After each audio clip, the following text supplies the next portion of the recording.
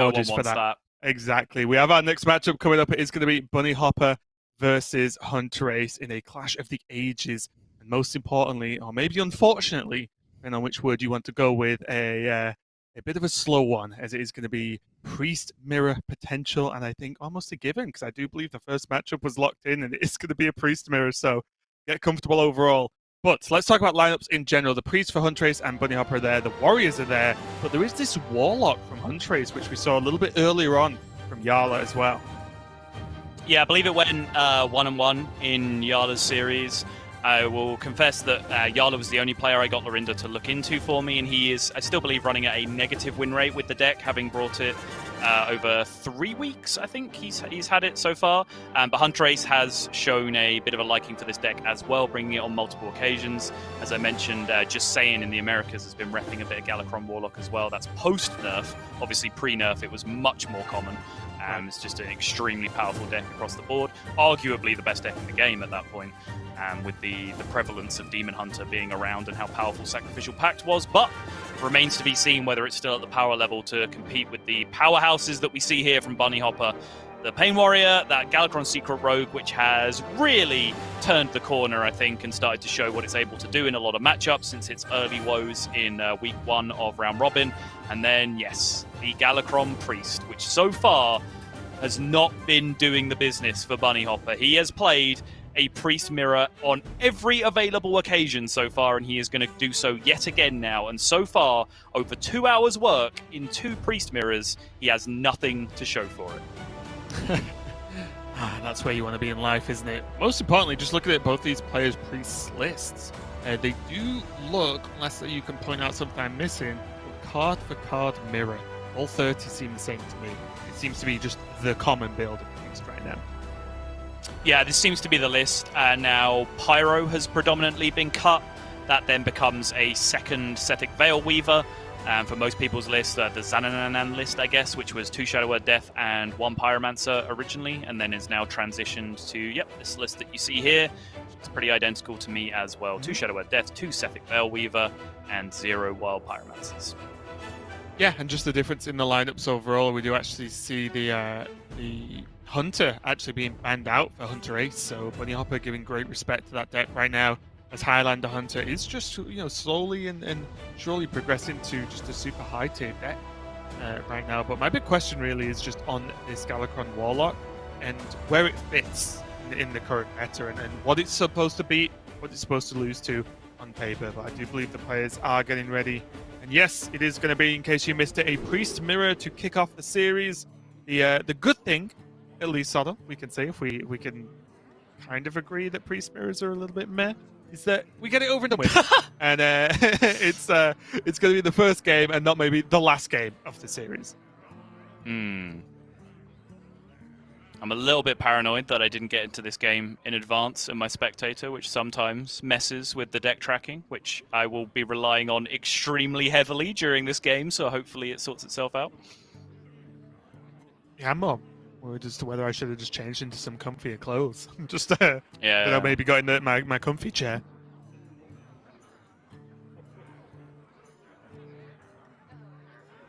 Fate Weaver in the opener for Bunnyhoppor, I think, is a big decision point. I've talked at length about how I feel like this card is pretty important in the Priest Mirror just because it makes your hand so cheap that you can actually play cards, make space in your hand to be able to generate more cards, which is pretty much what the matchup is about. Hunterace just going to take his Galakrons and be happy. Yeah, and although I agree on the power of Fate Weaver, if it's a keep, is it actually going to be played out, or would it have been played out on curve? It's a reason to throw it, in my opinion, if you think you need it later on, because you don't often proc Galakron that early in this matchup, or just as Priest in general, so I actually do like the throw there if Bunnyhopper's playing on not using it as not a throwaway card, but more of a tempo-focused play. Yeah, I think keeping it alongside like Disciple of Galakron, for example, is more promising. Right. If you're going to make that 2 keep, and you just need to find 1 more, and then you get a nice cheap hand, or you're able to tempo out some cards in the early game, can be pretty strong for you. But yeah, 0 invokes, keep Fate Weaver, probably a little bit sketchy. And now already just some weird points, because for me, Mind Flayer Karj is almost as good for your opponent as it is for you a lot of the times, Yep. as there's many cards in this matchup.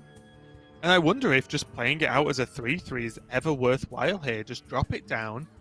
Best case, or worst case, I suppose, it gets like Penance. I guess worst case, it gets Mind Flayer charged back. So then their Mind Flayer has another 3/3 in it and yours doesn't.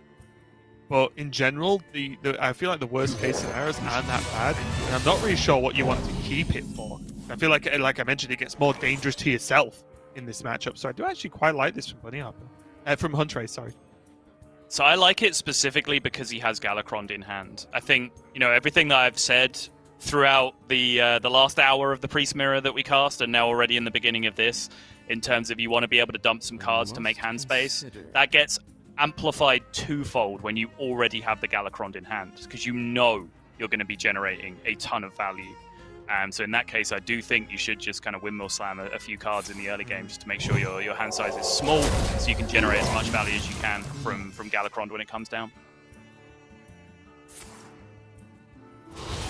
Yeah, you see already, Thought Steal, his hand just got bigger. Thought Steal, his hand just got bigger. Like, you need to play cards in this matchup.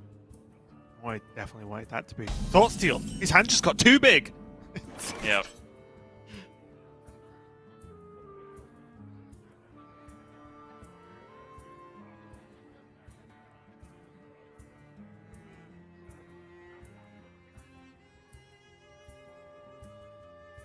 Bunnyhoppor does have something to consider here, because unlike many other decks, and maybe the matchups might be more specific, Coin, although is a good card, again, is hand space. So maybe it's just worth using the Coin at its potential earliest point just to get it out of the way. It's not like, I don't think in Priest you're saving Coin for like the big plays. It's not like in Quest Warlock, right? Where you can, Malygos Coin into 2 spells instead of 1 on turn 10 or 10 mana. So I think there is a fair point to just coin out this Shield of Galakron here. Job's done. Act as your sting.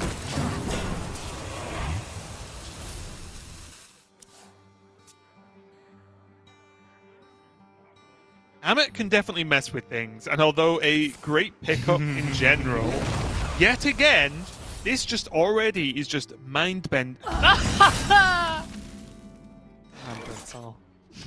Yes! Already done.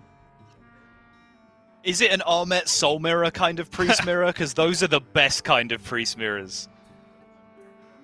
When each player just Soul Mirrors over and over again every turn with generated Soul Mirrors and generated Murazons while there's Armets on both sides of the board. Those are the best games, Raven. Mm-hmm. You don't sound convinced. You're just gonna Lazul into another Amit. Which is actually bad a lot of the time, right? Having more than one Amit on the board is actually often messes you up, because they end up just hitting one anyway, and it has the effect on the minions that are played regardless. Yeah.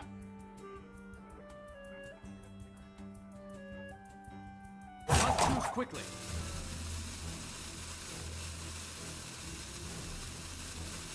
Bunny could just choose to tempo the Armet here. Try and make a push on the board over the next couple of turns, but he doesn't really have that many minions to play alongside it, just the Lazul as a follow-up. Hello?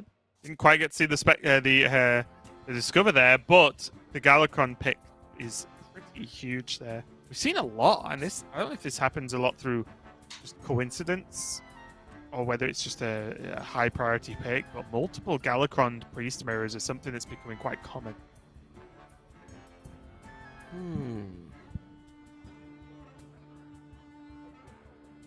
I see a dark future.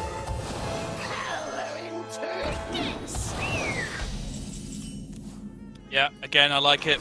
There's not much more to it than Hunterace just playing his cards here, just trying to get some space in his hand for more value later on.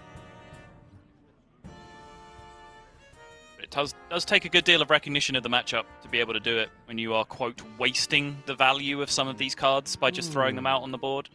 The reality is you're not, because if you try and squeeze every piece of value out of every card in this matchup, you are just going to burn about 15 cards worth of value. I wonder if this is ever a Shadow Madness turn. Steal the Sethic, trade it in, use Penance, and renew potentially. Just generate new cards.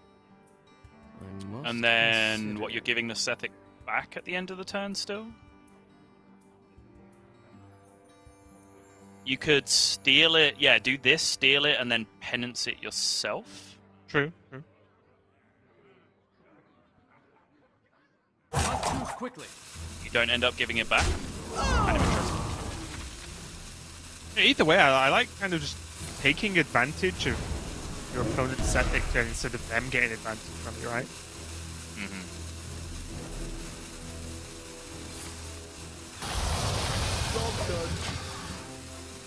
He's going to toss a breath instead. Okay. Yeah, actually, I guess same deal, right? He just doesn't really want a handful of randomly generated spells right now. Now that he's Also as well- discovered the Galakron from his opponent. Yeah, also as well, keeping the penance over the breath seems better. Mm-hmm.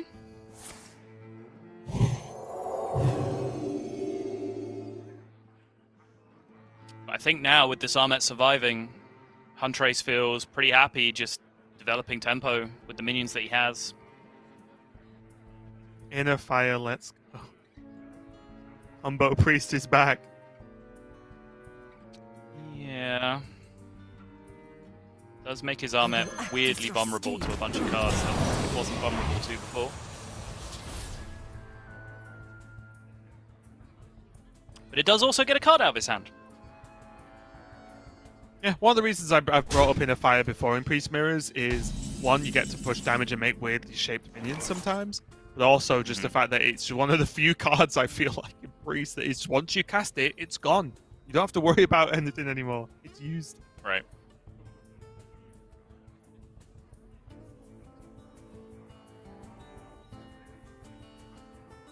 I wonder. Well, we have officially reached the turn where Armet Soul Mirror is now possible from now until the end of the game. It's just Galakron. He does have it proc to 2, right? No, he's on 1. Oh. Oh, yeah, because he generated it after, didn't he? After he... No, he's only invoked once, regardless. Oh, I thought he generated it after he coined Shield of Galakron. Right, but this is a copy of Hunterace's Oh, that, yeah. at the time was invoked to 1. Yeah, you're right. You're right. Yeah. We've been through this, Raven. No, I know, I just forget. Not that I don't know the interaction, I just forget where it's come from. That's my biggest hurdle with Priest. I know all the interactions, it's remembering how they generated that card, because it changes each time. You know all the interactions, do you, Raven? Yep. Every single one. Yeah, the interaction between the priest and the opponent. Annoyance. Frustration. Anger. Hate. They're all there. Hunterace is going to Murazond here for Galakron transformation while still having a Galakron in his hand already. This is really interesting. So I guess he just wants to preserve that other Galakron for mass removal later in the game when it comes down to brass tacks, but he still wants to be in Galakron form. Yeah. Honestly, I feel like the more we watch Priest Mirrors, the more we see like multi-Galakron happen, and I'm starting to think it might actually just be a strategy instead of just something that happens to occur. Right. Because also his Krunks is live now without him having to use Galakron. Yep. Very true. And although it doesn't happen often, there are matchups when these boards stick around a little bit and the help of just a Krunks buff, suddenly the game will just end. What if? No, Bunnyhoppor doesn't have a great answer outside of just death and maybe just invoke the rest of the turn. Can make some very low attack, high health disciples of Galakron. I see You can just apotheosis it as well. That's a bit silly, but you should.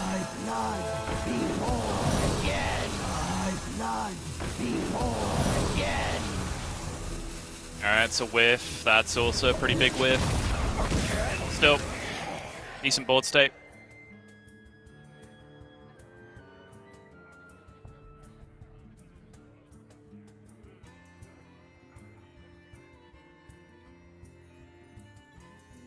I do feel like we're watching the players progressively get better at this matchup as we sort of go through the various iterations of it. It does seem like Bunnyhoppor has some slightly evolved ideas than he did, 2 weeks ago and than he did yesterday. It's one of the I say benefits, this word here, but with this kind of matchup where it's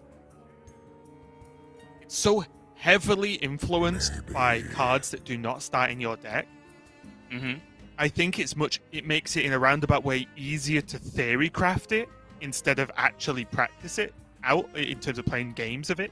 Because sure, yeah. Well, okay, I practiced 10 games. In 10 games, 10 completely different sets of cards were generated. What does that matter? Whereas, you can definitely talk about it more and just overall styles, as opposed to just dealing with this mess every single time. How many times has Hunterace ripped Thoughtsteel into Thoughtsteel already this game? We're not even at 10 mana crystals. Why does he have 100 Shadow Madness as well? I believe they're called Shadow Madnai.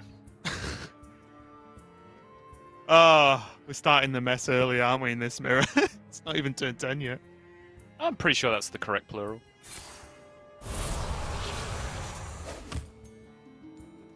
Okay. It's just the army. Disciples. Yep. Okay. Ahmet Soul Mirror, we're back on the plan. Let's go.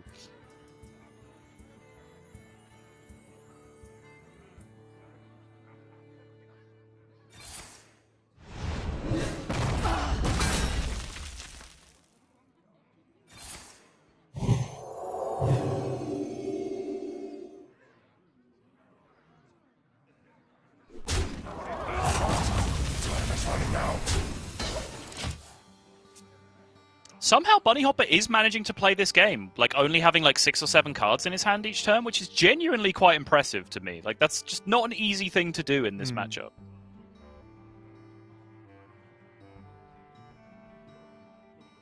So he's just super chill, just pressing the button every turn, making sure he's maximizing value. He just has playable cards. Yeah, Hunterace could really put on some pressure now with the triple Shadow Madness to steal all of Bunnyhoppor's minions for a turn. That sure is a Hearthstone play. Hey, look. If he reduces this hand down anymore, we could end up seeing Shadow Madness, Shadow Madness, Shadow Madness, Kronk's buff lethal. Kronk's AoE buff for lethal? Okay, see? Right, See? No. All right, screw Ahmet Soul Mirror. That's what we're doing this game, okay? If Hunterace doesn't get the memo, I'm going to be annoyed. Never question my silly ideas ever again, Soul, because sometimes... No, that one was genius. Like, if you dig far enough, eventually you will hit gold, and you just did it, my friend. Imagine what a way to... Does Hunterace just win the series if he wins in fashion in game 1? It's okay, there's plenty of time to generate more Shadow Madness, Soul. Sorry, Shadow What a throw. He didn't see the 10-turn lethal setup.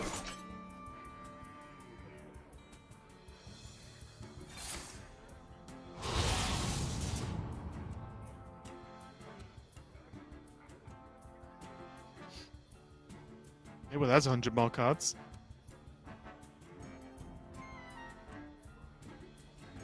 I wonder how much Bunnyhoppor wants to keep this Disciple of Galakrond alive on board.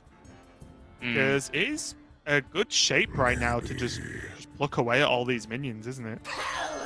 It is, yeah. And that's one of those things that you definitely cannot guarantee on in this matchup, is to stick a minion for a reasonable sum of time, and he's just going to hoover up all of Hunterace's threats. Damn, I'm not seeing the options either on my spectator. This is very irritating. One of them was pain. Yeah. Time is running out. Okay, embalming. You just said army. That's a word I've not heard for a while.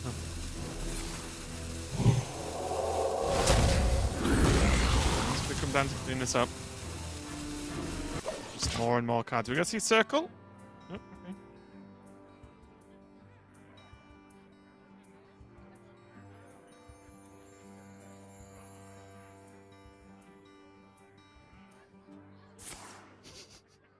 So here's a Thought Steal and a Shadow Madness. There we go. Close. I did get Shadow Madness right, so he's back onto 3. Yeah, he's back on the Kronk's plan.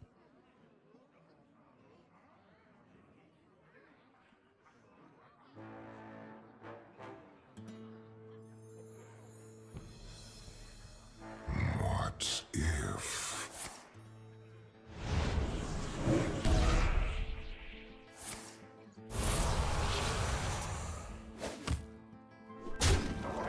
Is this real or an illusion? More like a wisp than a warning.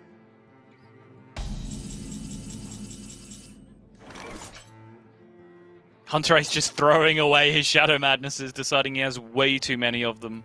Right. And honestly, Kronk's memes aside, he's probably right. Whispers everywhere.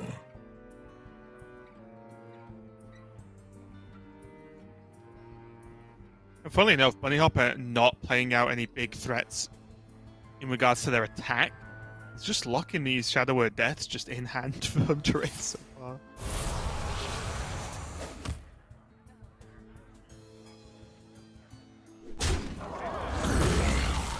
Maybe that's circle the way you here. can do. Yeah. Go wide with a load of low attack minions. Yeah, for sure. Can't be ruined, can't be death. Shadow Madness, because the low attack, high health doesn't actually kill any of them anyway. Dragonmaw Sentinel adds to that.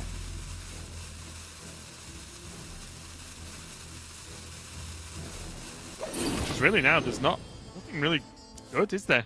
Outside of Galacrond for removal here. Right. Kind of weird. Oh, well, there's one.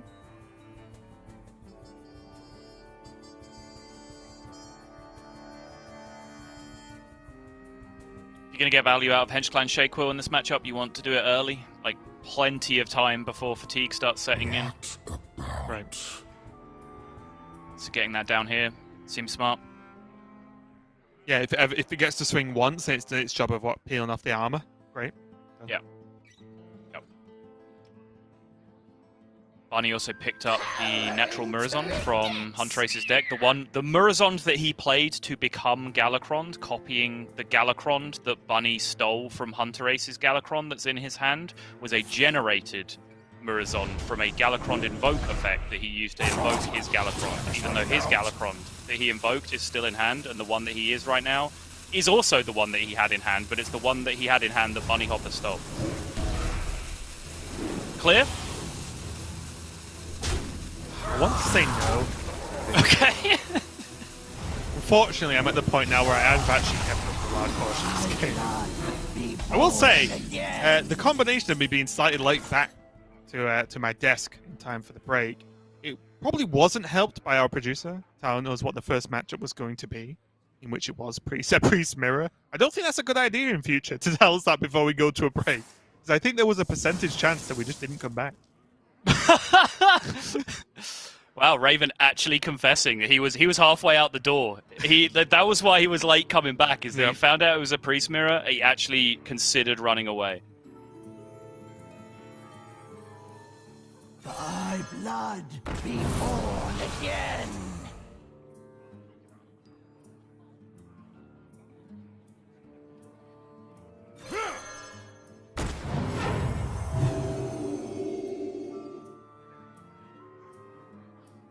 Now I might be thinking, oh, well, why is he keeping this minion alive? Kills his opponent, but even if... Well, it probably doesn't want a second one. But even if it's just used to just trade off minion after minion, well, he's not exactly rushing Hunterace down yet anyway, so it's not really a big deal, and if he can just stick around and kill all of Hunterace's minions that he plays, then that's value in itself. Yeah, he's just building a board right now. Like, his pressure's just getting bigger and bigger and bigger every turn right now. Like, pretty close to the point where it might be forcing the Galacrond out from Hunterace. So like I said, Time Rip aside that was drawn a couple of turns ago, there's really not much high quality removal in hand.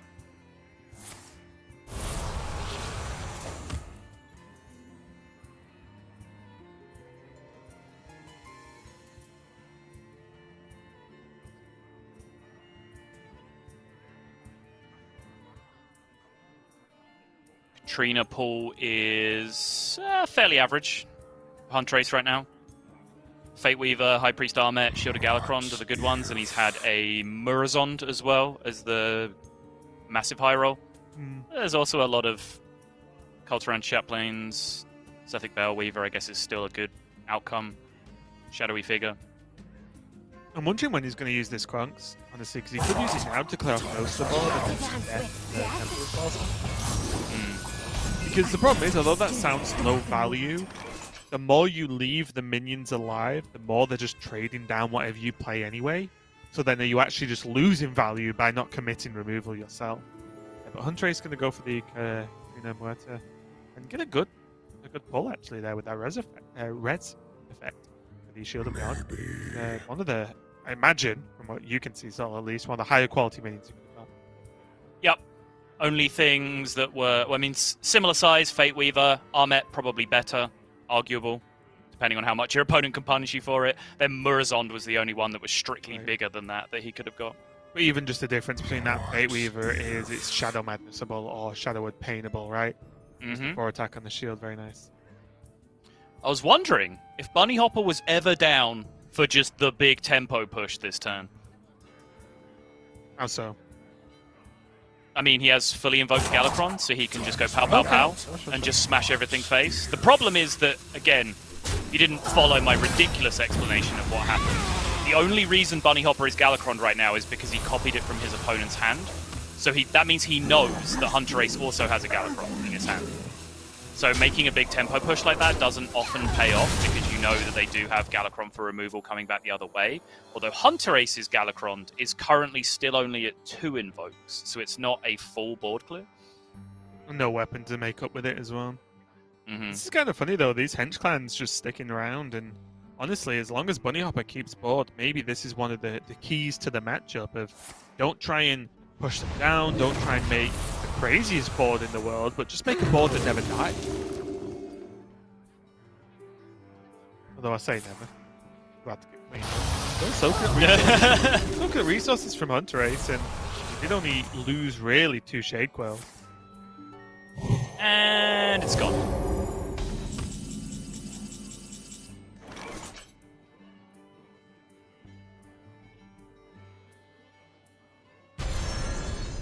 Oh, Lightwell, nutty. I wanted to see the Amet Game first. over. They set this Lightwell up.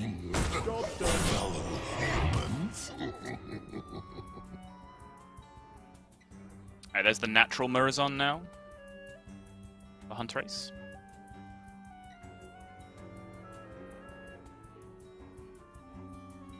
The end begins. Wing blast!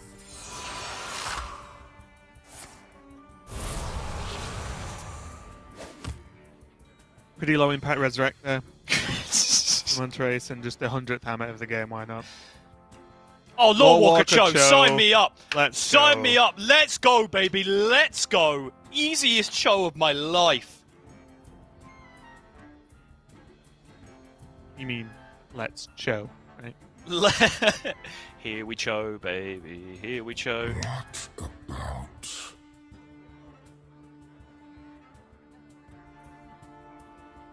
Time is running out. Just do it. Like, what's the worst? Okay, fine. Lame. Ooh, Krunks there for Bunnyhoppor. Yeah, actually, pretty crucial that he got to the Galakrond first as well, because otherwise he would have had a dead Kronks in his hand for the entire game up until this point. Because again, even as we covered last time, but if you didn't follow us for the thrilling conclusion of our final pre-game, of our previous pre-game even, if you are Galakrond, but it's not your original Galakrond, and your original Galakrond is still in your deck, you still can't play Kronks in this matchup, because that means you will draw a card. You will unleash a Devastation and draw your natural Galakrond from your deck. You will do both. Yep. Drawing a card is death in this matchup. More like a wisp than a warden.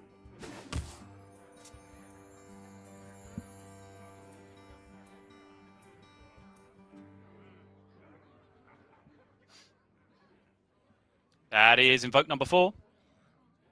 For Hunterace. still really interested with this game plan where he did just burn a Murozond. It becomes a bit more clear when I realized that was a generated Murozond and he still had his natural one. But he played Murozond just essentially for the transformation, like 5 armor and the good hero power off his Murozond from Galakron. And then still just held on to this other Galakron, his original Galakron, the entire game up until this point. Just looking to get max value out of it. It's a pretty cool line. Not one that I've really seen or explored too much in the Priest Mirror. I don't think anyone has, honestly, so no time. Yeah, I mean, there is limited hours in the day. Like, obviously, I've Murozonded for Galakron, but it's been in situations where I don't have Galakron in my hand, right? So I need that Murozond to get Galakron, so I have parity with my opponent. I've never considered it in a spot, or even, I don't even know if it's even come up. Like, I really haven't played that many Priest Mirrors. Again, only so many hours in the day. But, like, I've never, like, considered that spot where I already have my Galakron, but I just steal my opponents anyway. It's pretty interesting.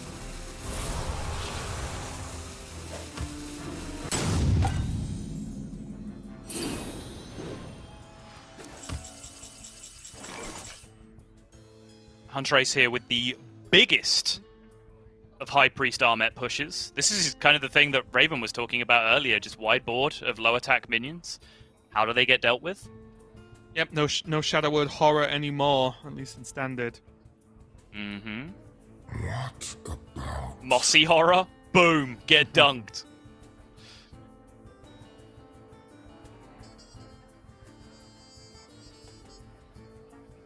Is this in a roundabout way a potentially good turn to drop Kronk's AoE buff? Right, because I think none that's of the minions will die through trading, right? Right, and I think that's what, Hunterace is potentially threatening on the other side as well, is the threat of the Kronk's AoE buff coming down. Again, like, I really wish I had more information on, like, what cards players knew each other had, but because we're missing the Discover choice, I don't get to see, like, every time Bunny's got to peek at Hunterace's hand, you can log which cards he knows are there, and that influences decisions. I was going to trade it down. Mm-hmm. Oh. You wanted to just go phase? I thought he was utilizing the fact that the minions were so high health. If he went phase, well, it can't be trade Soul Mirror, because there's no room on the board. Okay. And then what does Hunterace do, right? He needs to exactly Kronk's his own, but then those initial trades, even with his Kronk's buff, don't kill Bunnyhoppor's Kronk's minions. So then Bunnyhoppor always stays a turn ahead, right? I mean, like, trade down the Convincing Infiltrator and just play his second Galakron that Bunny does know he has? I guess, yeah.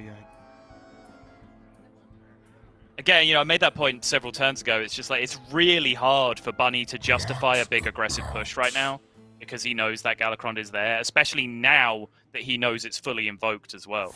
Right. His priest needs to start running out like Strauss. His priest need to start running Elysiana. It's my decision here. I will just not cast that matchup. You can cast it on your own if you're choosing to do that, so that's fine by me. I'll take a break.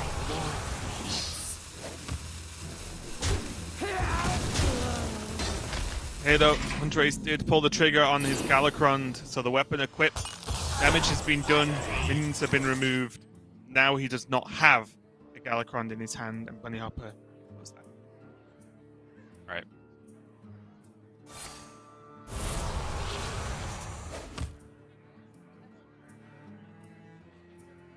Okay, Cabal's pretty tasty. Often is in the matchup. Usually find a good target for it. There's so much randomly generated garbage that can just get stolen. Yeah, exactly. It's generally like something of that size. Like, unless the like absolute dream happens and your opponent is like a actual idiot and just gets a Convincing Infiltrator and puts Grave Rune on it or something ridiculous. Like, for the most part, if you're playing against another like competent priest player, they're not going to give you massive payoffs for like a sub 3 attack minion. So you just play it for tempo. Maybe.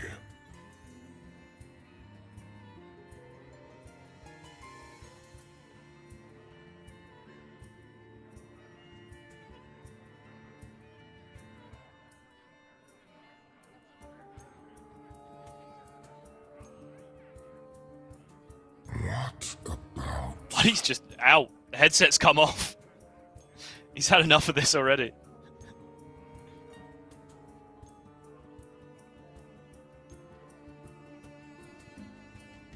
I'd be lonely, Raven. What or time? This return is nigh.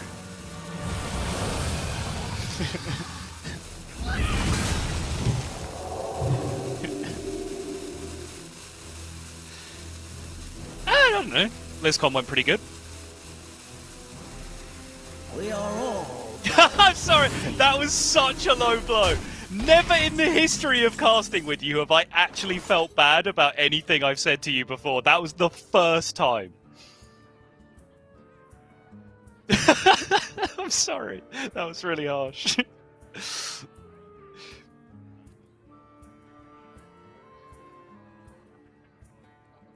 What about? Oh my god, I was muted for a bit then. It's all had a conversation with himself. What? Oh my goodness, Raven. Oh, it's because I sneezed. So I'm muted. I didn't realize. Damn, that means everyone missed the context behind the one time I've actually felt bad about burning you. I didn't. Unlucky. And that's all that matters. No.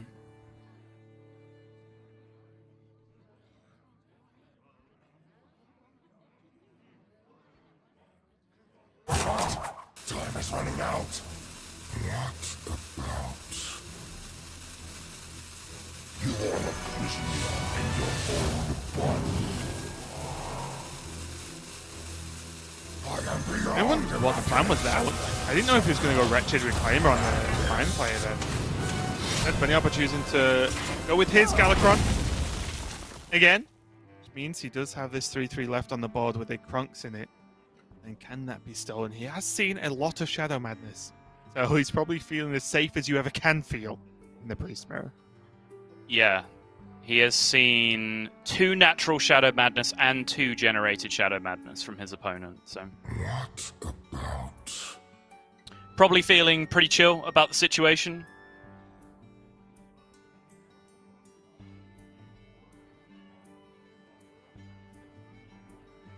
He is also, like, you talked about the Wretched Reclaimer, he's kind of setting that up for 2 turns anyway, right? Like, because there's no other minion on the board, Shadow Madness is limited danger, it would have to be Shadow Madness and then kill it yourself. Right. And then if it doesn't, he can just do the Wretched Reclaimer stuff The afterwards. future is The clear. new cards that get revived, though, by the way, do not have the same death route. Just so Time is running out. Yes, yeah, of course. Yeah, yeah. It's just a 3-3. It's more of a cheap way to go wider, right? Because you get the Wretched Reclaimer, you get the cards as just a 3-3, and you get the Krunk.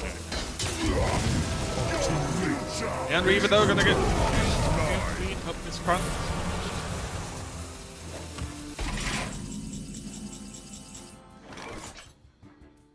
Shadow Madness number 2 for Bunny now.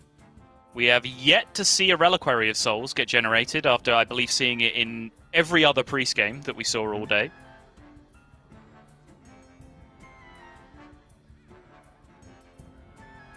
What if? Again, if you are very new to this matchup, Reliquary of Souls, and manipulating that card so that it goes into your deck and not your opponent's is huge in the matchup, because as you may have figured out by now, we are going all the way down to fatigue, so extending your deck size by 1 is about the most powerful thing that you can do in the matchup. And another Imprisoned Homunculus. It's never the worst thing. Obviously, like, you'd rather just hit the massively impactful high-value things over and over again, but if you whiff, you'd rather whiff on something cheap that you can just dump on the board. Time is running It's out. just a playable card that does not generate another. Yep.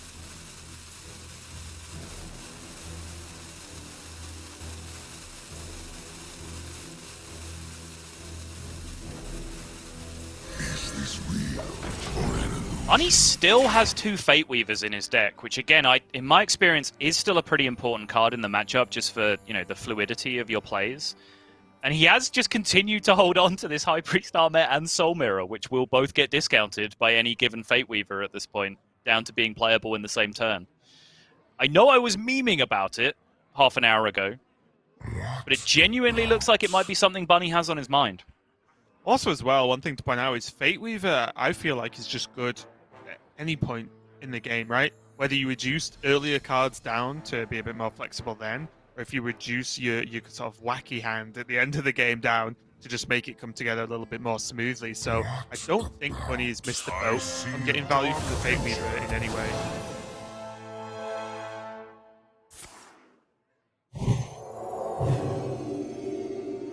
Okay. Hunterace just going to push again. I like this. He's done this multiple times where he's just kind of chilled and built up a hand of the cheaper cards. Whereas if you look at like Bunny style, he's been playing the cheaper cards immediately just to get them out of his hand and make space. Hunterace has been kind of hoarding them and then getting these big payoffs with Armet over and over again. It's kind of cool. What happens if Murzund is played right? What happens? Just match the board. Yeah, but it can happen in any order, so he doesn't know when the Armet will come down, so he might get a bunch of small minions and then an Armet at the end.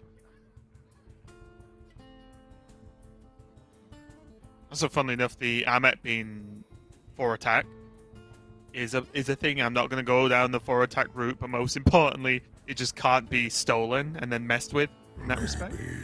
Mm-hmm. Yeah, I mean, yes. Definitive statements are dangerous in this matchup. It's much harder to be stolen and messed with because you can generate the reduce attack by 2. Yeah. Time is running out. Gonna commit to the simple answer. The end begins.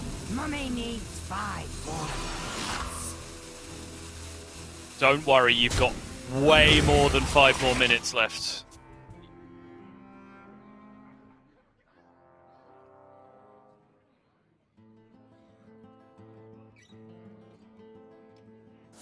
But now with the Kronks down, there's no real payoff for these huge minions, right? They're just like very slow turn-by-turn incremental board control tools and little bits of chip damage here and there. Yeah.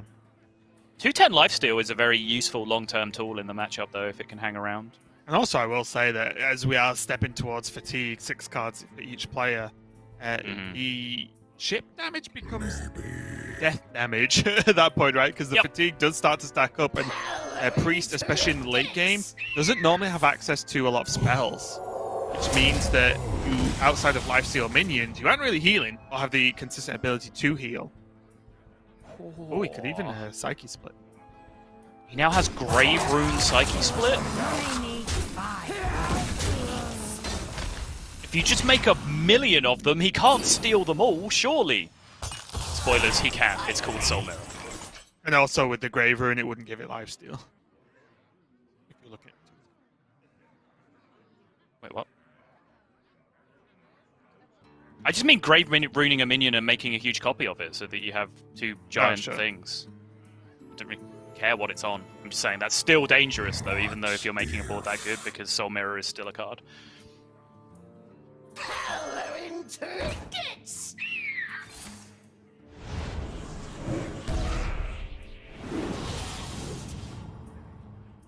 Okay.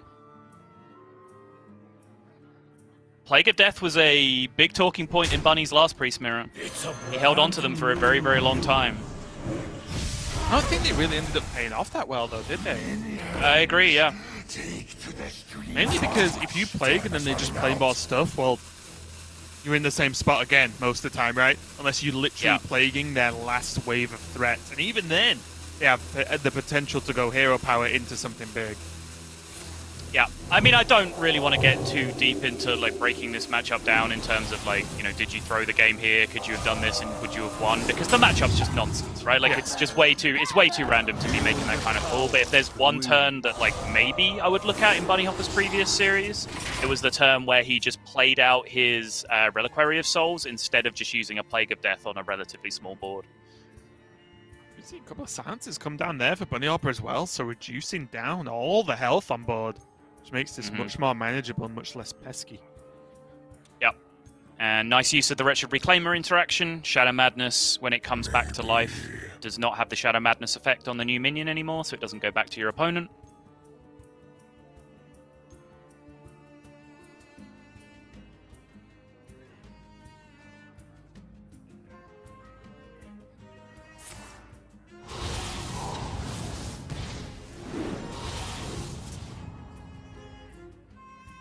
Okay.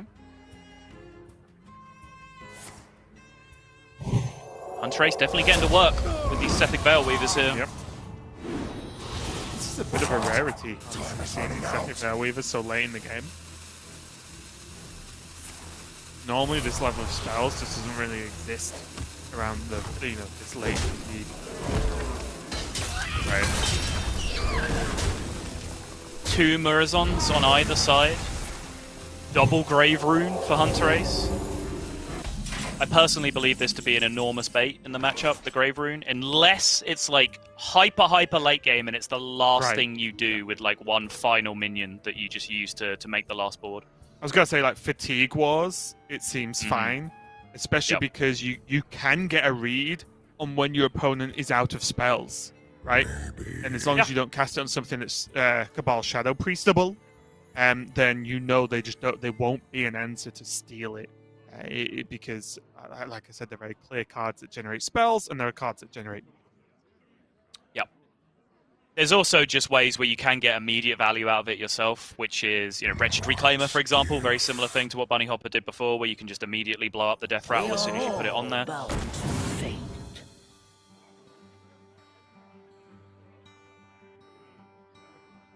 Alright. He's done it, Raven. He has achieved discounted Armet, discounted Soul Mirror. He's not going to do it. Great storyline, Subtle. I'm glad I stayed for this. Oh, I'm so happy.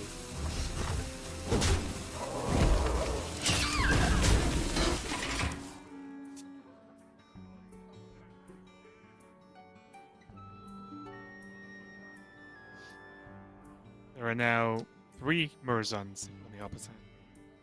Yes. Yeah, so Bunnyhoppor going Armet Soul Mirror at one point would have been the clowniest way that this game could end. Because essentially what that would mean is that everyone would Soul Mirror each other until the game ended. So like, Hunterace would Soul Mirror all Murazond back. And then if it was Soul Mirror that Hunterace used, Bunnyhoppor would then Murazond back for the Soul Mirror again. So essentially everyone would just be generating a giant Armet board over and over again the rest of the game. Perhaps fortunately, that's not what's happened. I'm staring at this Ysera and this Inner Fire. Okay. And that's a good portion of damage, and Ysera isn't really the most answerable card at this point in the game, right? Alright, I'm listening. Order, lol, no. Perfect order.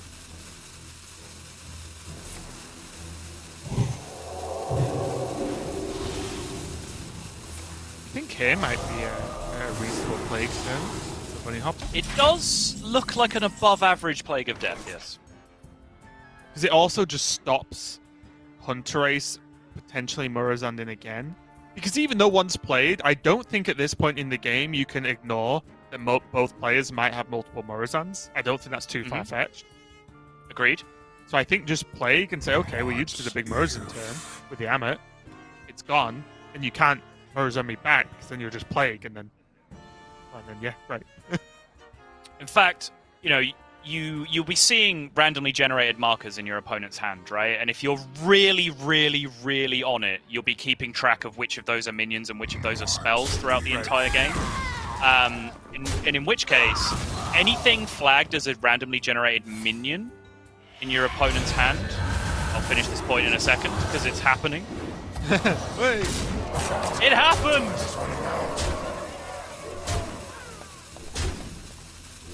He's getting this Holy over, I guess? Yeah, yep, makes sense.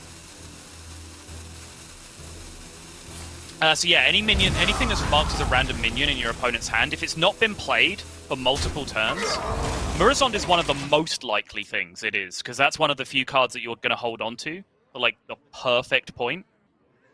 So it's like Murazond, it's Reliquary of Souls, and it's Sethic Veil Weaver, right? Like those are the cards that you'll be holding on to for like the perfect scenario. Again, Subtle? Yes! It's happening! I mean, that's just the wrong order.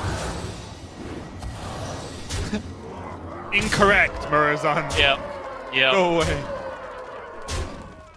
This is super awkward as well, because the Armet's like in the middle, so all the spawns don't quite go off, but it's slowly, turn by turn, inching its way towards the extreme left, where it is now.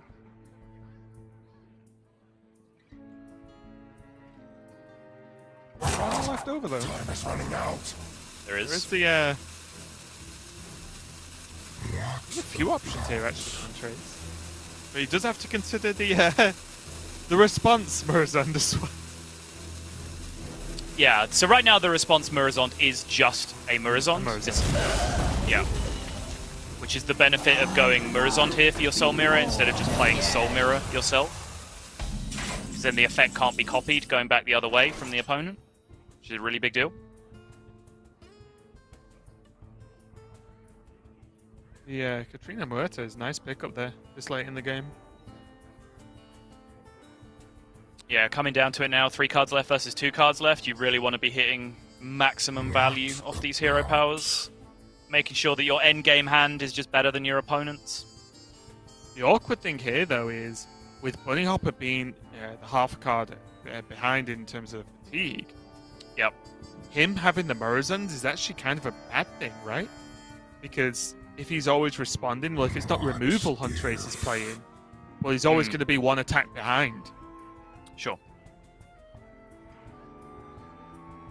So maybe these that's a Murazonds good are going to point. end up clogging Bunnyhopper's hand up, actually. Like now, right? He can't just play Murazond because Time is he'll running get out. hit. Yep. You make an excellent point. Oh, come on! Legendary just doesn't mean what it used to, does it, Sol? We used to see one of... Now it's like 10 of. I'm sure this game has a sense of dramatic irony sometimes. Because even now, right, in the simple fashion, if Hunterace goes, okay, clear my board, Katrina Muerta, then Bunnyhoppor plays Murazond, well, that's a good Murazond. But Hunterace then gets to just hit him. and that's a big deal, right? Care to dance with death? See what the res is about 8,000 minions in the pool. Yeah, it's one of the worst outcomes for sure. So he could actually Breath of the Infinite Murazond. He could still 1 damage off the clear with the claw, though.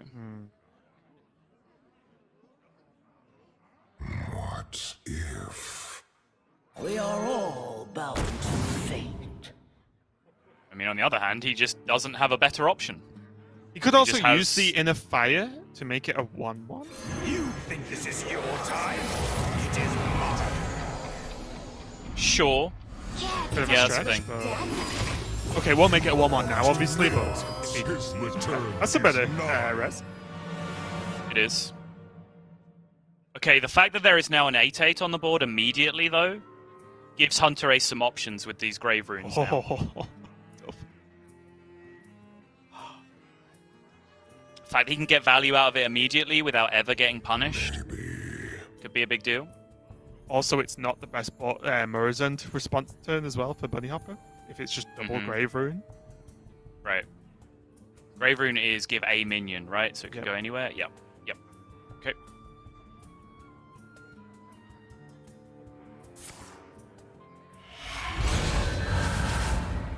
He's gonna rip the mirror, though, which means we're back into Murazond Soul Mirror territory.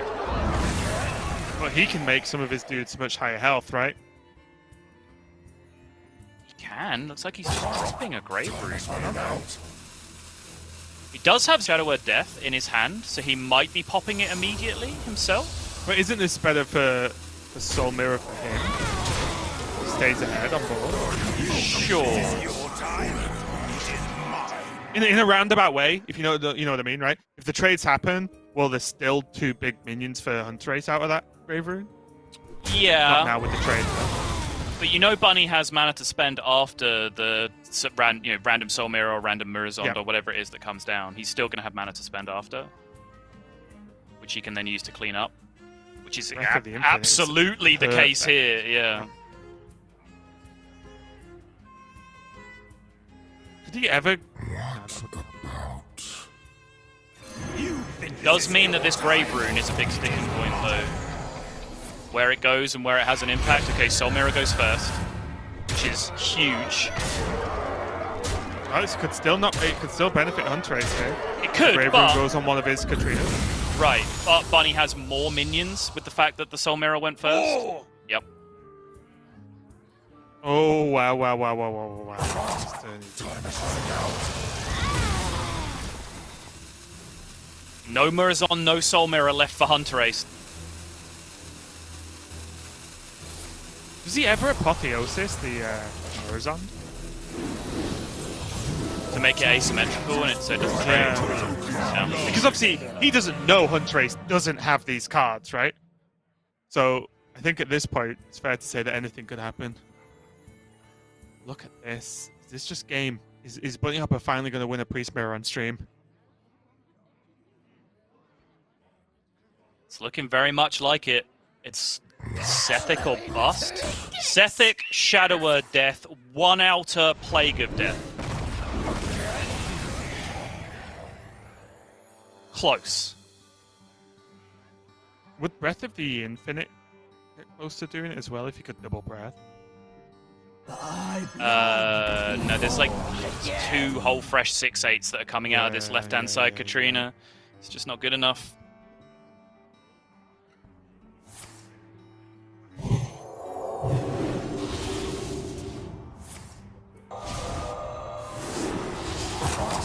Time is running out.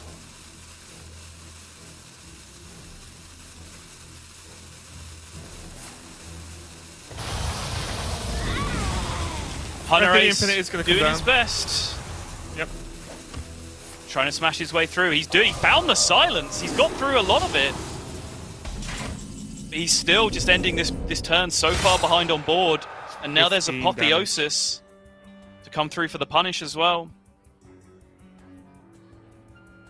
He can actually push significantly more if he apotheosises the Hench clan, and then uses then the inner fires. fire.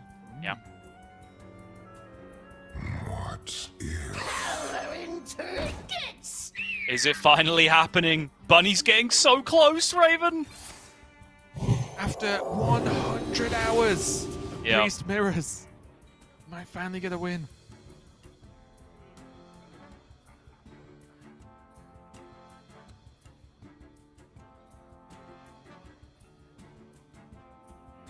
Looks like the inner fire play is going to happen. Bunny's just going to pump it up, push the maximum, heal the maximum. Cycle his inner fire off the Sethic Bellweaver as well. Mind Games is nothing.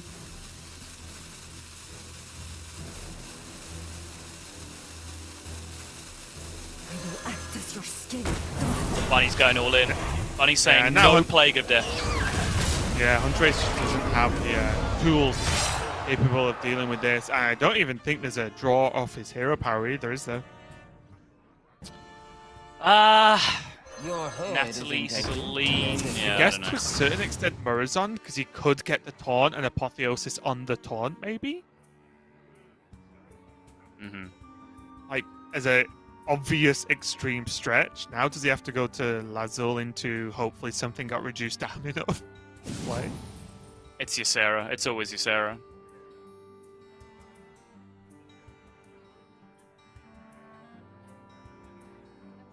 If Envoy shows you a card that didn't start in your opponent's deck, it's always that card. Oh, of course. Yeah. Your future is yours. 4, 8, 10, 12, 17. Next draw fatigues 4, 2. Was it only Shadow two? Madness. Lethal. Yay. Nice. Bunnyhoppor there finally, we go. after 3 hours of work, Raven, has finally got a Priest Mirror victory under his belt. And I think that was the quickest one, believe it or not. It was. I believe that clock's in at approximately 49 minutes. Off the top of my head as a rough count. So yeah, congratulations there to Bunnyhoppor. And I do have to wonder again, Soto, we won't talk about all the intricacies of every single turn and so on.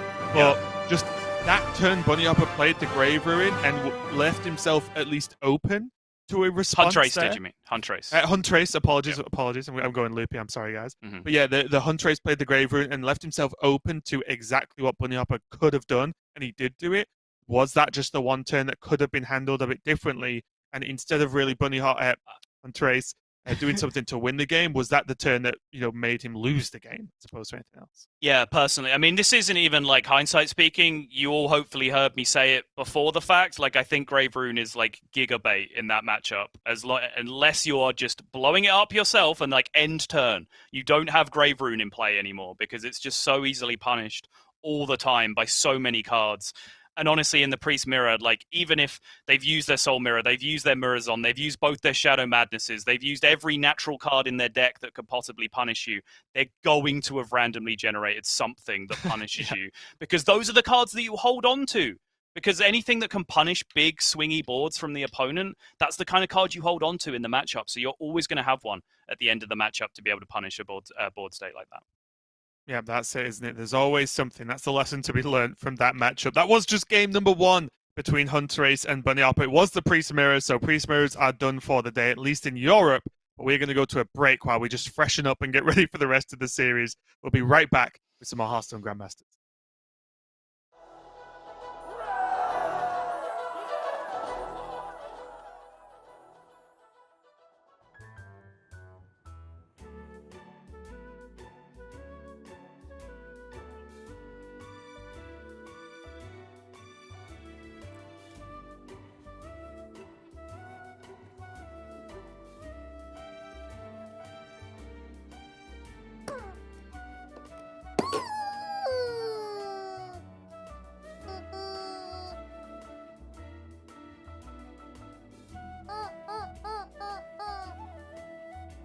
Meet Clark Cluckerberg. 998. 999. 1,000. Why did she leave me? We were so good together. I don't think that translates well in Mandarin. I want to be a real chicken.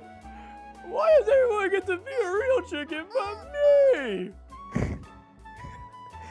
No, you. Tell me the truth. You can't handle the truth. Why so aggressive?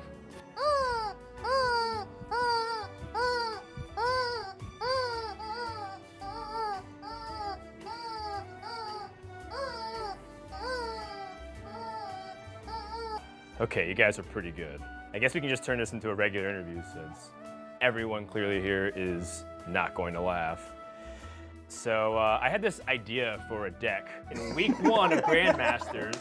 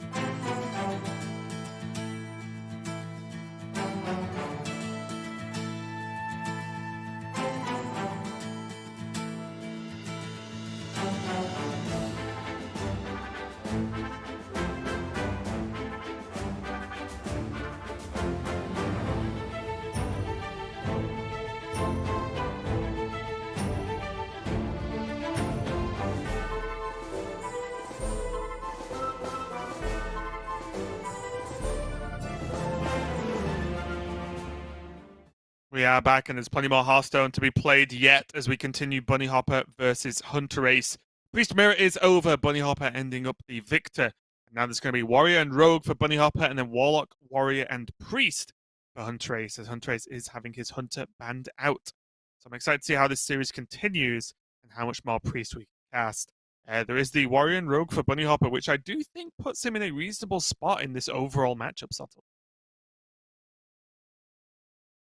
Just muted, first and foremost. But genuinely, I am just happy for Bunny to have got a win in the Priest Mirror, because you don't want to be the guy that plays a Priest Mirror every day and loses, right? Like, that's just a miserable existence. So at least he's got that monkey off his shoulder now at this point, and he can just march forward from this point.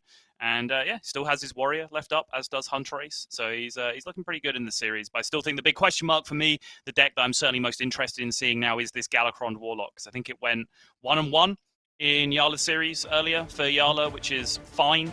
So again, very curious to see how it performs for Hunterace. Well, we're not going to see it quite yet, because Hunterace has not had enough of Priest for today. He's going to lock it in once again and go up against Bunnyhoppor's Rogue here, which... Guess we're getting comfortable again, mate. Yep. Watch your Again, not necessarily, right? Like, as I keep True, not saying, necessarily, yeah, and it's not the same, yeah. as we've seen in the previous matchup, like, I think Rogue should go fast in this matchup, because Bunnyhoppor is not going to be able to do what he did to Hunterace in the Priest Mirror. Right.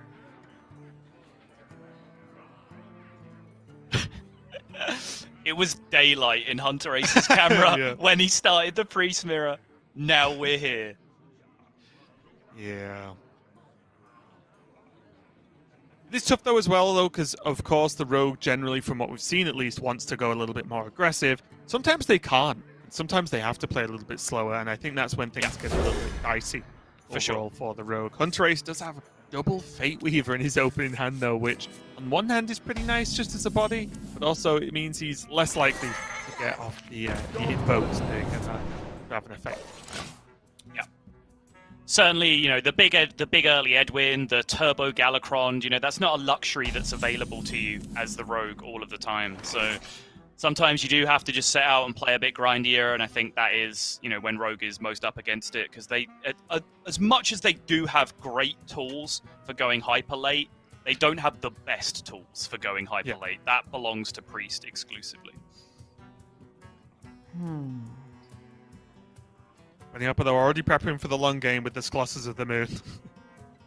Just ready for that turn 10 play, but for now, Secret's going to come down. And Bunnyhoppor is playing 2 Ambush, 1 Bamboozle, and 2 Dirty Tricks. The 2-1-2, as seems to be the general outcome of you playing this build. Yeah. And straight away, good signal, right? Basically the first thing Bunnyhoppor does in the matchup, draw cards. Right.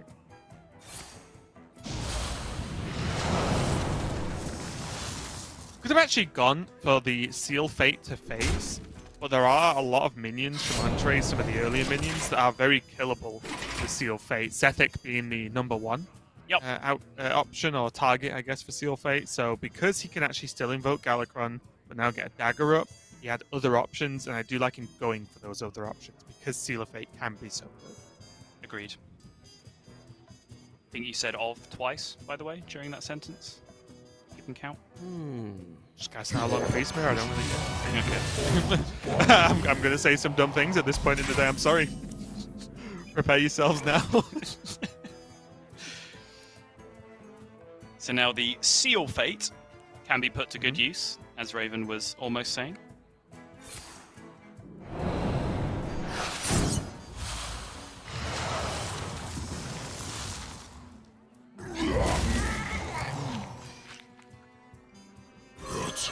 Probably not going to go for the backstab, just going to hold on to it.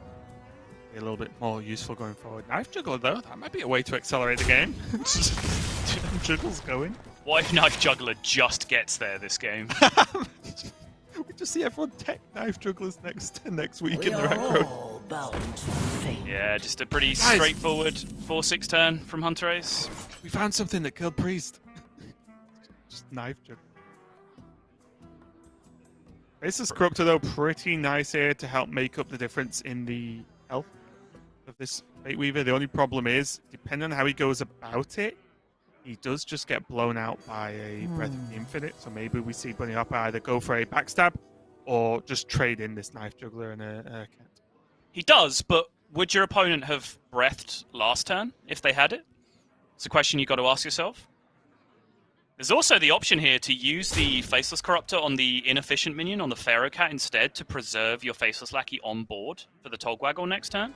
It's true. Because then if your opponent doesn't have Breath of the Infinite, they have to do something really inefficient to shut down your Togwaggle turn.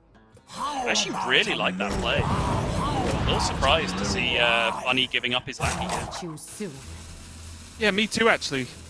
Especially because with the backstab, he could choose to just put one Faceless in, right? Which keeps the other Faceless safe as well. But yeah, I really like that overall. Also, huge factor in the matchup. If you Togwaggle on curve, you can wand before your opponent has Murazond mana. With coin, though? I guess it'll still be... Yeah, you'd play Tog on 6. It would then pass back to your opponent on 6. So you'd then have wand. You'd play your wand on 7, and your opponent would be able to coin Murazond. Yeah, if they still have the coin. So yeah, the fact that Hunterace still has the coin does change that. Awkward board, though. Right here. Hunterace. This is, I would say, yes, he's been, Knife Juggler and Cat's been on the board for a while, but for me, this is really hurdle number 1. Turns that he has to do something about this board or he will just die. Yep. And there's no great options here. Time Rip just kills the board. Or Yeah, one of the minions. 8 more minimum. And gives his opponent 2 card draws. I know that he might not have that 100%, but... That's only his first invoke as well, so it's not like he'd even be able to set up for like coin Galakron the next turn by time ripping.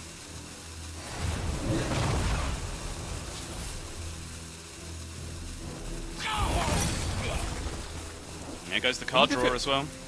I wonder if it was... I guess if it's worth saving it just for the Galakron, maybe. I was wondering whether it was worth using the Renew first, just to see what you got offered. Maybe you had some AoE, maybe you got Breath of the Infinite, maybe you got Holy Nova, and that could have been a little bit better of a setup. I will act as your steel. Because then you can go Galakron the turn after. Right. Knife Juggler is just getting there, funnily enough. Yep. I think I want Bunny to just go all in here. I think Goblin Lackey. Extra knife, extra damage on one of his minions. Even if it does get full cleared, he can then reset with Kobold Lackey Heist Baron the next turn. Again, probably still taking Crown in this situation, as opposed to Wondrous Wand. Since he already has Dirty Tricks number 2 in hand for some more card draw. Choose soon.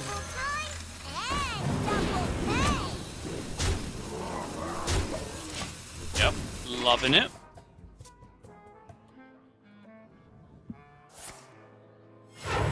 Just jamming Galakron? Soul Mirror, maybe? Yeah.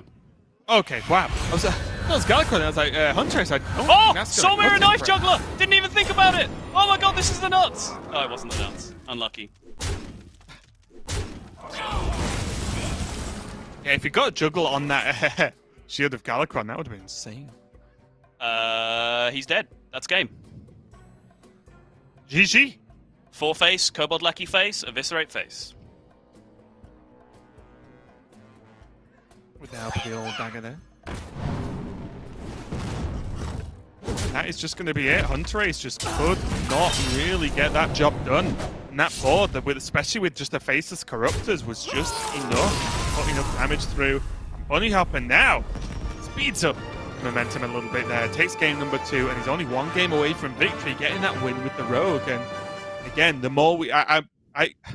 How much I'm jokingly and kind of seriously moaning about Priest Mirrors, I am enjoying, as I mentioned, what feels like much earlier on now, just watching Priest in other matchups and seeing how it performs, because it is strong, but there are clear weaknesses that we've seen in multiple different matchups now that are in the mirror.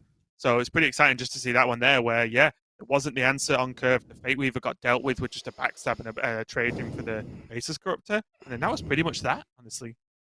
Yeah, so actual real genuine point about the last couple of turns of that game, Bunnyhoppor should have been positioning his board so the Knife Juggler was on the extreme right-hand side of his board. He should have played every minion after the Knife Juggler got generated to the left-hand side of the Knife Juggler, because then the Knife Juggler is the last thing that gets summoned off the Soul Mirror when it eventually happens, and that's an effect that's relevant. Again, I had totally not processed that was going to happen until it did, but looking at it after the fact, if you want to play absolutely perfectly, that's probably something that you should have been doing. Yeah, and we mentioned it a little bit earlier about Priest. Yes, you can't play around all the generated cards. Well, Soul Mirror is a card you know is in the deck 100% of the time. The card's too good to skip.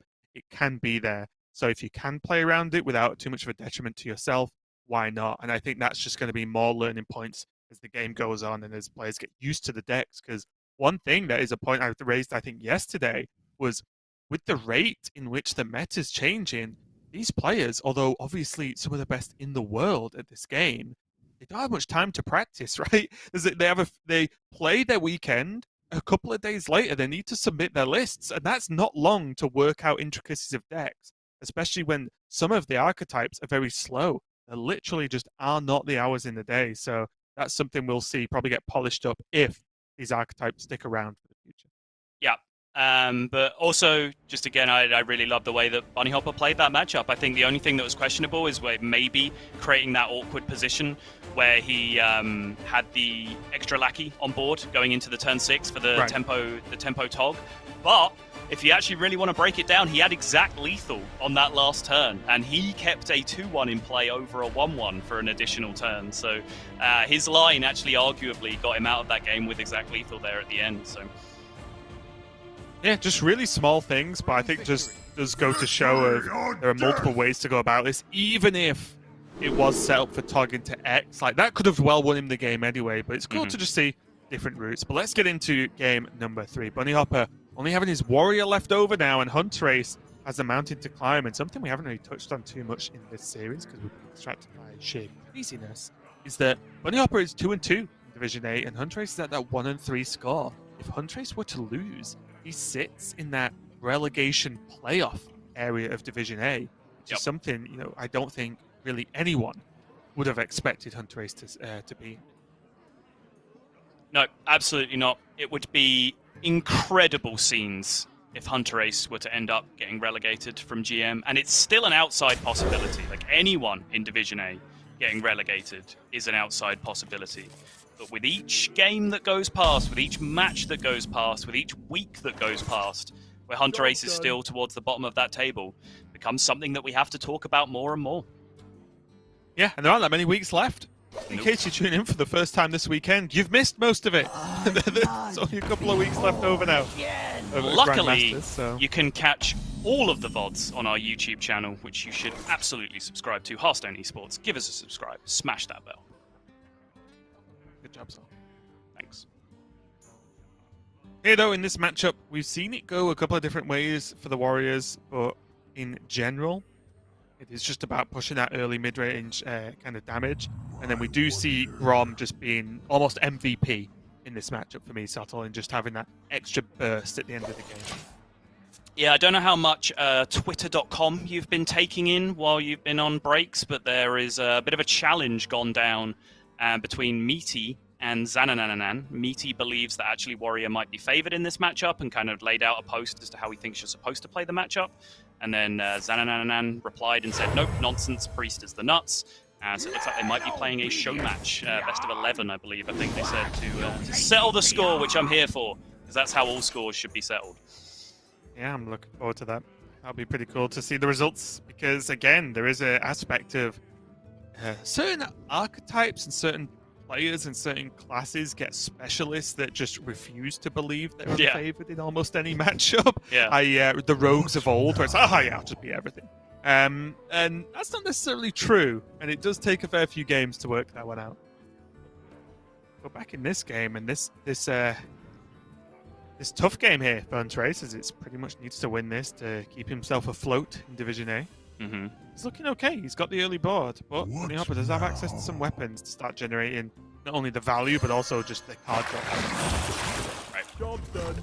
I think it was really just choice of weapon that turn, whether he wanted to work towards more pirates here for a bigger risky skipper turn, and with potential battle rage payoffs, or just find those lackeys to occupy himself for a turn or two before he has to do anything else. I think I agree with the pirate decision. Big turns. Big old turns.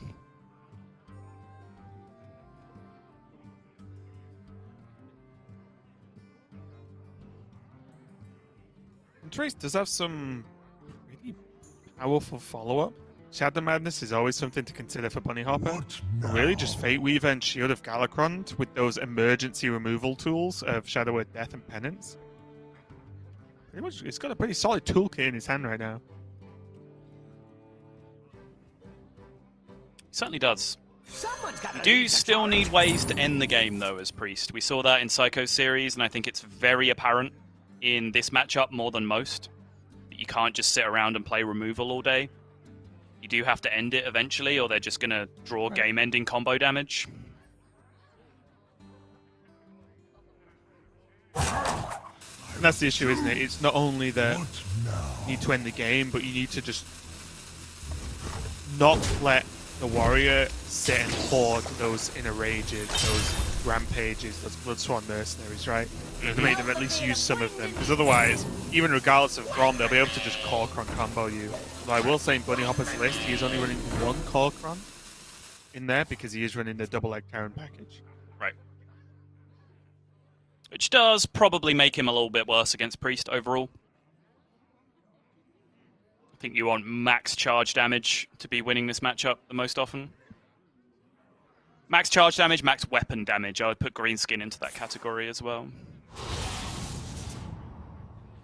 Being effective against Priest. Yeah, you get extra charges of your weapon. Exactly, yeah. You get me, Raven. Makes perfect sense. Yeah.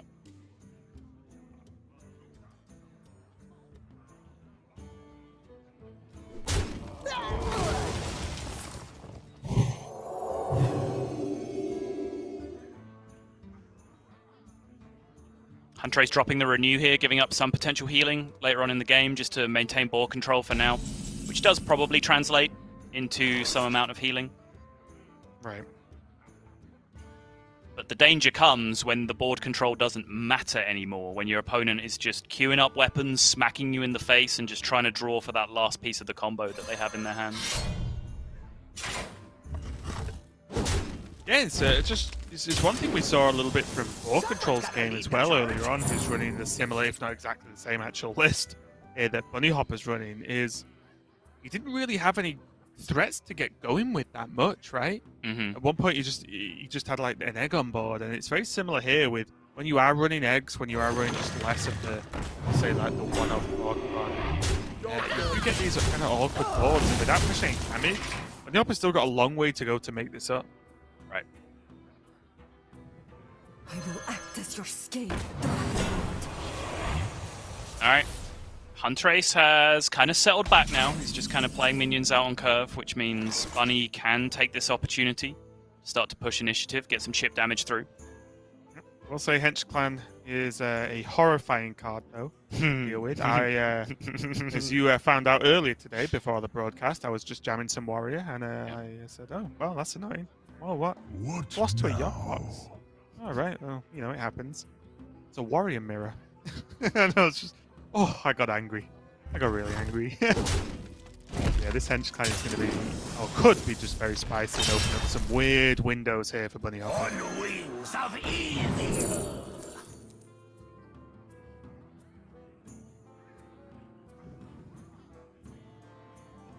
Oh, pretty okay choices, really. Brightwing Yeah. fits playability now, but I think I like Deathwing. Yeah, so Deathwing is like a fringe card in this deck. Some people do run it.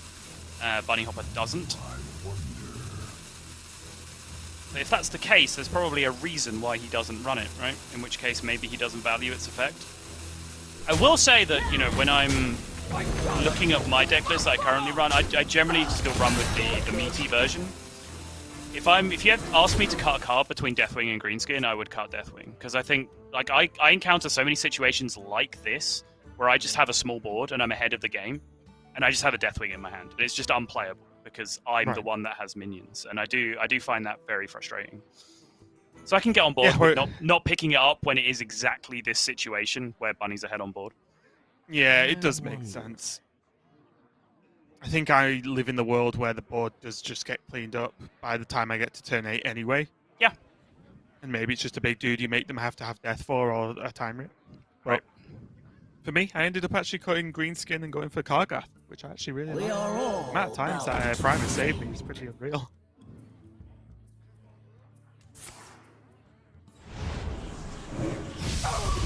Ain't going to be used to kill off that challenger. An egg race as well, so maybe by the time this series is over, it is time for breakfast, so both players just preparing. It's getting there. Here it is, though.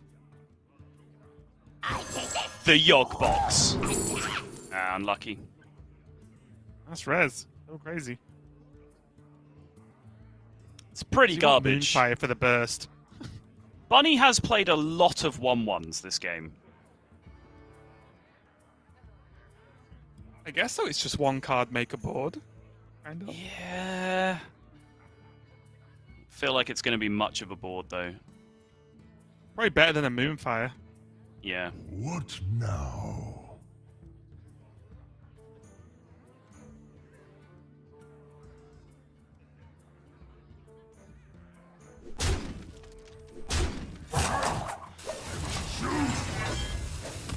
Yeah, the egg is pretty obnoxious here, and Bunny can't even responsibly deal with the 3/6, so Apotheosis is going to be game on now for Hunterace if he ever finds it. Right. That's why this egg in particular is just so obnoxious, because, you know, even when you're not Pain Warrior and you don't have the risky skippers and the rampages and everything else to be able to activate it, you do at least have that Apotheosis, and that's one of the things that Warrior does really have to work on in this matchup, is keeping the board under control so Apotheosis doesn't blow you out, and Bunnyhoppor is currently losing that battle quite definitively. Yeah, and for the last few turns, I've been staring at Terran in hand and just wondering if you ever just have to just go. Right.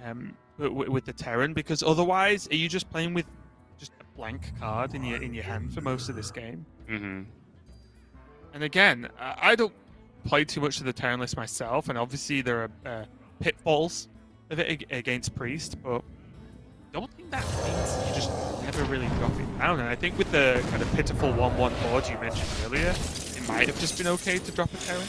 Sure. If it gets stolen, at worst, well, there's a board of 2/2s, which guess what? Warrior clears pretty often.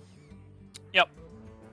It is a dangerous game when you have the egg board, though, in particular, because pretty much no matter what you do, you're going to Terran and end the board with an additional 3/4 on the board, which is then like a juicy Shadow Madness target for the opponent, if they can just manipulate that last point of health sometimes, which is, you know, Thought Stolen Risky Skipper, Thought Stolen in Savage Roar, a Penance that they shoot at their own guy. They have infinity ways of being able to do that. Yeah, probably just like rapid fire for some random reason. It's just in there. Yeah, sure. It just turns up. You're like, what are you doing here? It's like, well, I'm here now. Oh. Yep. Grave Rune looking much more promising for Hunterace in this matchup than it was in the Priest Mirror.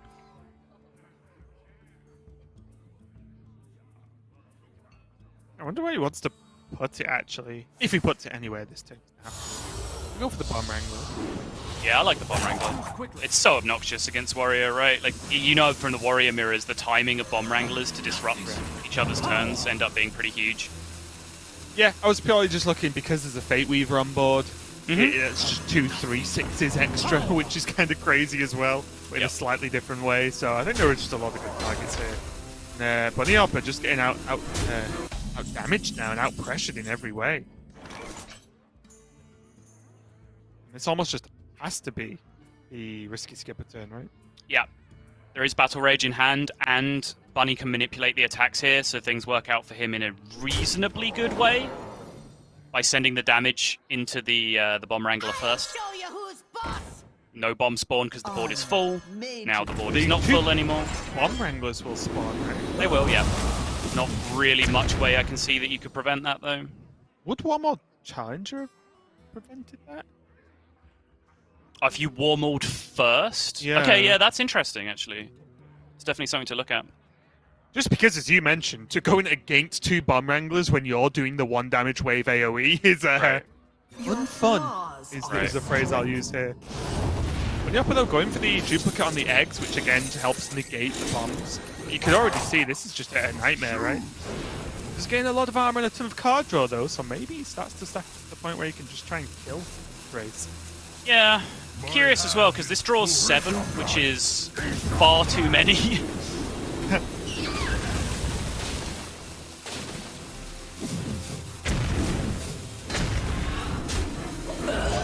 He did swing the board pretty effectively. He did also end the turn with an Armor Smith in play, though, which is a bit alarming sometimes because of the Soul Mirror interaction in the matchup. Allowing the Priest to stack armor can be a pretty big problem.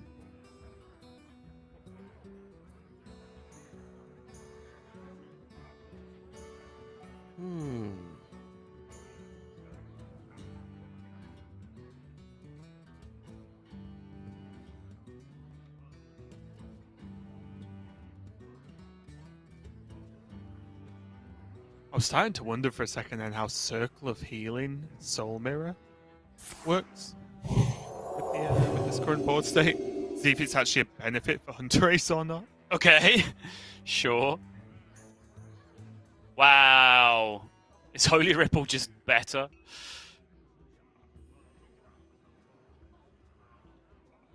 Yeah, it could be, couldn't it? Just, he can steal the 3/4 as well and just put it Must into move the quickly. Mm-hmm. I must consider.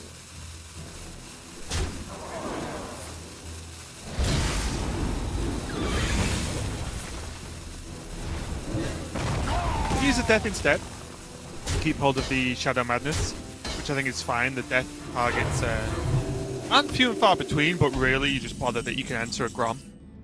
It's just played out and buffed, so he has 1 death, so that seems fine. He also has that Soul Mirror still.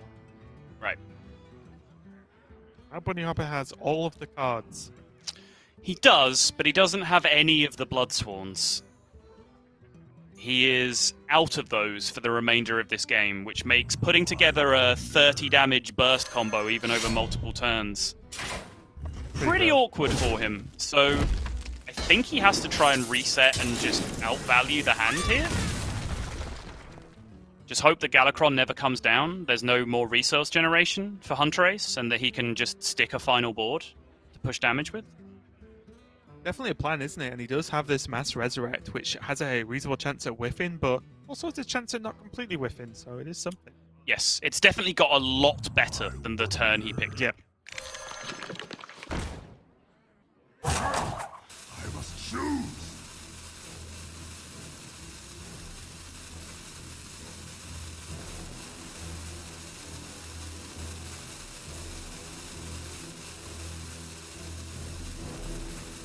I was the first, you know.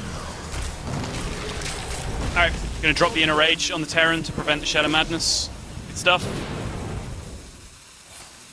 I think this is Bunny recognizing the spot as well. Obviously, that Inner Rage is a big combo card. It's, you know, Grom for burst damage. It's the activator for the Corcoran Bloodsworn, but that's just not really where Bunny's at this game at this point. He needs to win back board. Yep.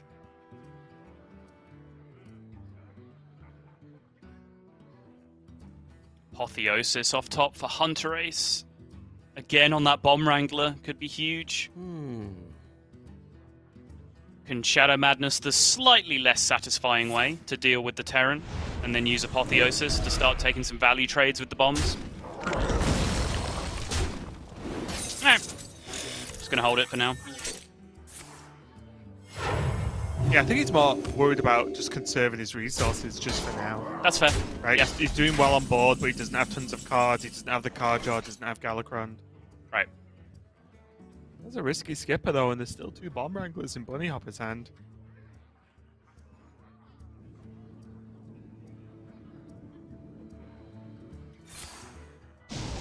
Gonna cash in this Rampage now while he can.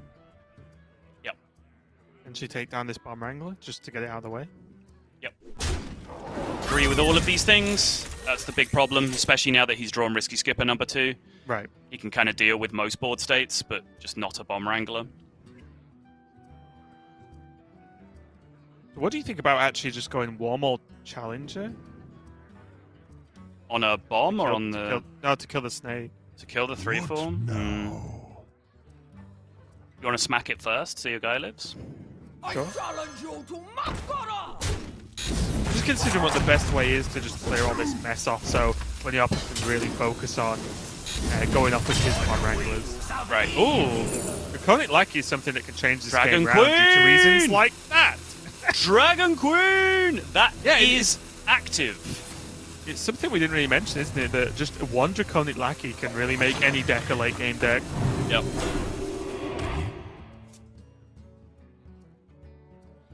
Now there's no Murozond either. Ooh. That's a huge card for Hunterace. For a man so low on resource generation right now, he's just running out of value in his hand. It's probably the next best thing to the Galakron. I wonder.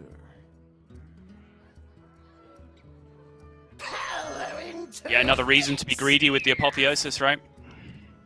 Yeah. Payoff could be huge here. Well, that's a good one.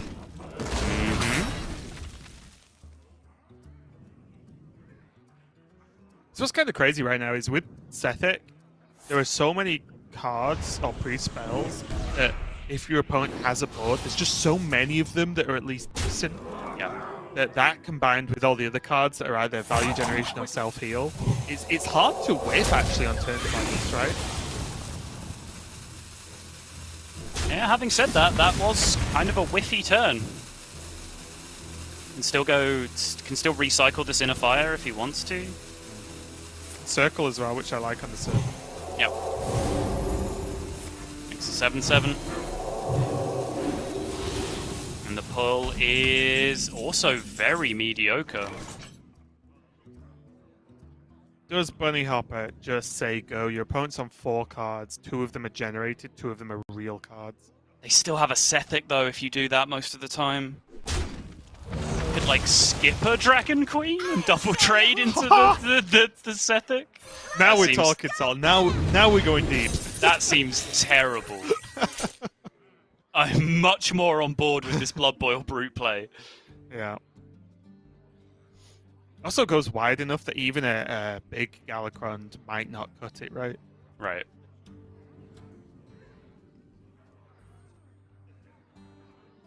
He's getting there, piece by piece. This might very well pull the Soul Mirror. And then if he pulls the Soul Mirror, Dragon Queen Alexstrasza on the follow-up.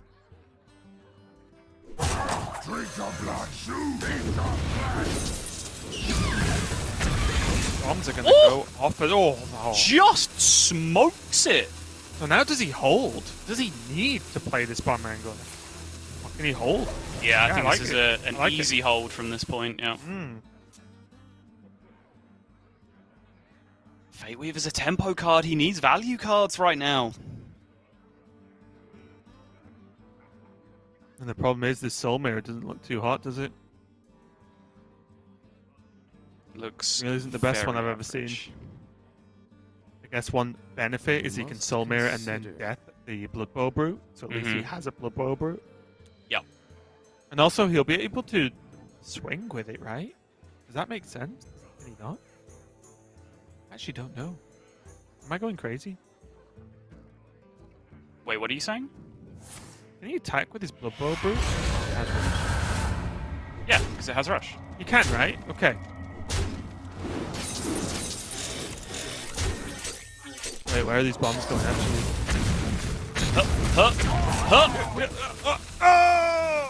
I wondered why it wasn't green. Well, that plan's gone out the window now. That Blood Bowl Brute was supposed to go into this challenger, I think, and get healed. Just imagine the other way around, right? This Blood Bowl Brute from Bunnyhoppor's dead, so is the challenger, and Hunterace has a 5/4 Blood Bowl Brute on his side of the board as well as what he has now. Huge difference. Okay, that card does nothing, but this card certainly does do so. Oh! Robbery! Okay. Yup. 999. And I'll be honest, I would like to report a Ju- mugging. Yes, Hunterace is full of reactions on camera and always is. Bunnyhoppor is a bit more stoic, but we even saw Bunnyhoppor gasp in shock at that outcome there, which is quite the sight, honestly, and Hunterace cannot believe it. this not only was the Alexstrasza generated from a Draconic Lackey, now Ysera, when Bunnyhoppor barely has any cards left in the deck, means that there are going to be so many dragons just almost auto-drawn at this point. And he draws the Lazul. There's nothing in Bunny's hand that deals with this, though. He drew the Lazul after the Alexstrasza, right? So it's not as if there's even a chance that he could have gone crazy with an Alexstrasza himself, maybe, this turn, if he'd drawn the Lazul last turn. Right. Huge. Even then, his Alexstrasza wouldn't be active, I don't think. Oh, yeah, I'm just based on talking the way the board is. Long shot style. Yeah. Oh, it's a heartbreaker, isn't it, if you're Hunterace? It is. It is. And if he can't find a way out here, he is going to go to 1 and 4. And that is going to be super difficult to climb out of there, even Must for consider. Hunterace. Doesn't do anything, does it? There's He can just... get the Alexstrasza, he can Horcron down to 5-2. Yeah. But just 9 power on board that just isn't going anywhere anytime soon. No. Hunterace just makes an additional 3/6. He's got to do something, hasn't he? Yep. And this is so unlikely to work out in a way that gives Hunterace any shot because there's so many Dream Portals in such a small deck that his board's going to get so full. His board's going to get so full that even Galakron off the top is not going to scratch the size of his board. Oh, not like this! Not like this! No! Oh no. No, this cannot end with the Nozdormu bug. I refuse.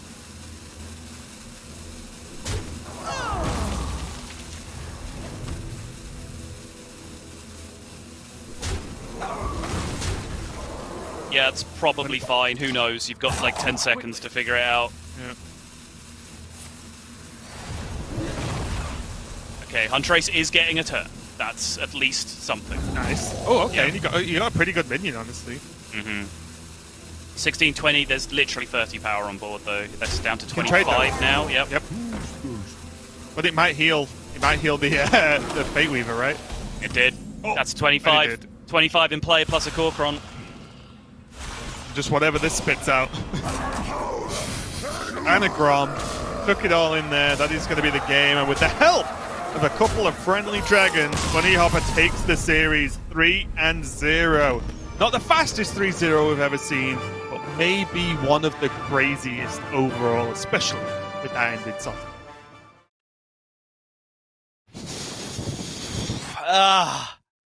Oh, Priest games. I cannot. I am just not emotionally prepared for an entire weekend of this, and this is just what we've got. They're so brutal. Oh my goodness. That wasn't even like the Priest side doing the scammy stuff though, right? That was just Dragon Lackey into Ysera Unleashed into Dragon Queen Alexstrasza into Ysera Unleashed from the Warrior side. Like the Warrior is usually the pure and noble deck, the deck that isn't generating random nonsense. They just draw their deck and do the same thing every single game, but Bunnyhoppor showing at least good poise to navigate himself out of a difficult position. And yes, he got insanely lucky at the end. But, you know, the exact term where I said, okay, his burst plan probably doesn't work anymore. He probably just needs to flip back to board control and outvalue Hunterace. That was exactly what he did from that moment onwards. So you can't ask any more from the player. Sure, the deck helped him out a bit. Sure, the Hearthstone gods helped him out a bit. But Bunnyhoppor did engineer himself into the best position possible with the way he played. And as we take a look at what went down today, I will just do a final note on that match. We did see the weakness of Priest shine through. A lot of that game, Hunterace was on, what, like 4 cards for his hand for most of the game. Yeah. He had the strong turn where he stole some cards and obviously made the kind of warrior board on his side with the egg and the bomb wranglers. But Hunterace had barely any cards to work with, and that's the spot Priest can get in, especially without the help of Galakron. So, you know, Priest, although he's powerful, does have clear weaknesses, and we have seen them today. But yeah, crazy series overall, crazy day. Honestly, just all roundabout. But Casey suddenly must be feeling top of the world because he literally is top of Division B. And when he was terrified being stuck in relegation zone, at least for the near future, he words probably can't even express how good he feels after today. Yeah, considering, you know, after the first week of round robin, or when he went down 0-2, he was one of the most, you know, upset, miserable, you know, kind of broken-looking Hearthstone players you will ever see. And just even the way he was tweeting to suddenly just turn it all the way around and now be on top of the division just absolutely warms my heart. So shout outs to Casey for sure. Yeah, and just one quick one as well before we go for Division A there. Only the bottom slots in Division A end up fighting for their life in the relegation match against 5th and 6th as well of Division B. Currently, we have 3 players at a 1-4 score sharing that effective bottom slot in Division A. So, although maybe bad news and good news for these players that there's more than just 2 of them looking down there, it does mean the fight is on as we close in on our last few matches of Grandmasters for these players. It's going to be spicy. Yeah, it's going to be insane. It's I do really like, just from a drama perspective, the players can have their own thoughts on it in terms of, the shorter round robin phase plus the Swiss phase, but it really has made every week of round robin feel so important. Whereas last year, there were those kind of floating weeks in the middle where honestly it was hard to get hyped for what was going on because it didn't really have that direct feedback as to what impact it was having on the standings and what things meant in terms of playoffs and relegation. But here with the truncated format, everything just feels so much bigger and so much more impactful each week. Yeah, it's just intense.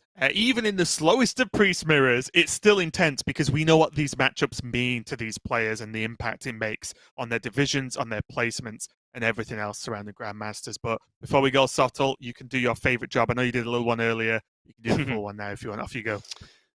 Please, if you do one thing today before you settle in for the Americas broadcast, please do smash the subscribe button on the Hearthstone Esports YouTube channel. Make sure to ring that bell as well so you're receiving notifications. While you're there, you can check out all of the incredible content that Raven, myself, Derek, Gia, and all the other members of the crew have been putting together for your entertainment.